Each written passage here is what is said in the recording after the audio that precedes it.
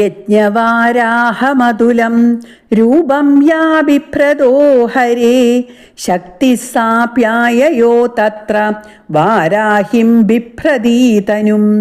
യജ്ഞവാരാഹം അതുലം രൂപം യാ ബിഭ്രതോ ഹരേ ശക്തി സാപ്യായയോ തത്ര വാരാഹിം ബിഭ്രതി തനും.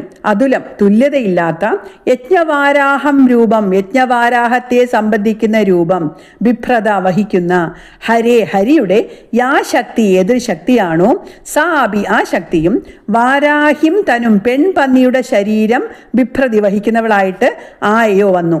അതുലമായ വരാഹത്തിന്റെ രൂപം ധരിച്ച വിഷ്ണു ശക്തിയും പെൺപന്നിയുടെ ശരീരവടിവോടെ വന്നു. വിഷ്ണുവിൻ്റെ ആദിവരാഹമായുള്ള അവതാരത്തിൽ യജ്ഞാംഗങ്ങൾ ദേവന്റെ അവയവങ്ങളായി ഭവിച്ചതിനാലാണ് യജ്ഞവരാഹം എന്ന് പറയുന്നത്. ആ യജ്ഞവരാഹത്തിന്റെ രൂപത്തിലാണ് വാരാഹി ദേവി ഉണ്ടായിരിക്കുന്നത്.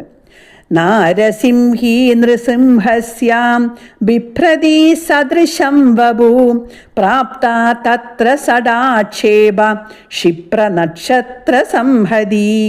നാരസിംഹി നൃസിംഹസ്യ ബിഭ്രതി സദൃശം വപു പ്രാപ്ത തത്ര സടാക്ഷേപ ക്ഷിപ്ര നക്ഷത്ര സംഹതി. നാരസിംഹി നരസിംഹരൂപിയായ വിഷ്ണുവിൻ്റെ ശക്തി, നൃസിംഹസ്യ നരസിംഹത്തിൻ്റെ സദൃശം വപു സാദൃശ്യമുള്ള ശരീരം ബിഭ്രതി ധരിക്കുന്നവളായിട്ട്, സടാക്ഷേപ ക്ഷിപ്ര നക്ഷത്ര സംഹതി സ്കന്ധരോമങ്ങൾ കുടയുമ്പോൾ അവ തട്ടി വേഗത്തിൽ ചിതറിപ്പോകുന്ന നക്ഷത്രങ്ങളോട് കൂടിയവളായിട്ട് തത്ര പ്രാപ്ത അവിടെ എത്തിച്ചേർന്നു.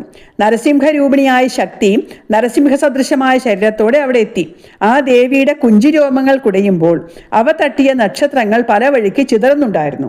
നാരസിംഹി ദേവിയുടെ ശരീരത്തിന്റെ വലിപ്പവും ബലവീര്യ വേഗങ്ങളും സൂചിപ്പിക്കുന്ന ഒരു അലങ്കാര പ്രയോഗമാണ് ഇവിടെ. വജ്രഹസ്താ തഥൈവൈന്ദ്രീം ഗജരാജോപരി സ്ഥിതാം പ്രാപ്ത സഹസ്രനയനാം യഥാശക്ര തഥൈവ സാം.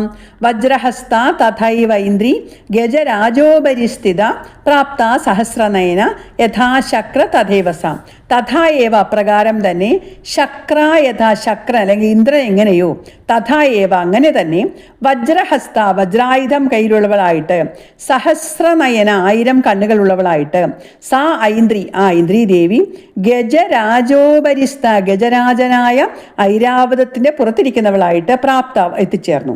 അപ്രകാരം തന്നെ ഇന്ദ്രനെ പോലെയുള്ളവളായ ഇന്ദ്രശക്തി വജ്രായുധം കയ്യിലേന്തി സഹസ്രനയനയായിട്ട് ഐരാവതാരൂഢയായിട്ട് യുദ്ധത്തിന് എത്തിച്ചേർന്നു. തദപരിവൃതസ്ഥാഭിർ ഈശാനോ ദേവശക്തിഭി ഹന്യന്താമസുരാശീഘ്രം മമ പ്രീത്യാഹ ചണ്ഡികാം. തദോ പരിവൃതത്താഭിർ ഈശാനോ ദേവശക്തിഭി ഹന്യന്താമസുരാശീഘ്രം മമ പ്രീത്യാഹ ചണ്ഡികാം. തഥാ അപ്പോൾ താഭി ദേവശക്തിഭി ആ ദേവശക്തികളാൽ പരിവൃത ചുറ്റപ്പെട്ട ഈശാനൻ മഹേശ്വരൻ മമ പ്രീത്യ എൻ്റെ അനുഗ്രഹത്താൽ അസുരാശീഘ്രം ഹന്യന്താം അസുരന്മാർ വേഗത്തിൽ കൊല്ലപ്പെടട്ടെ എന്ന് ചണ്ഡികാം ചണ്ഡികയോട് അരുളി ചെയ്തു. അപ്പോൾ ദേവശക്തികളാൽ പരിവൃതനായ മഹേശ്വരൻ എൻ്റെ അനുഗ്രഹത്താൽ അസുരന്മാരെ വേഗം വധിക്കുക എന്ന് ചണ്ഡികാദേവിയോട് അരുളി ചെയ്തു.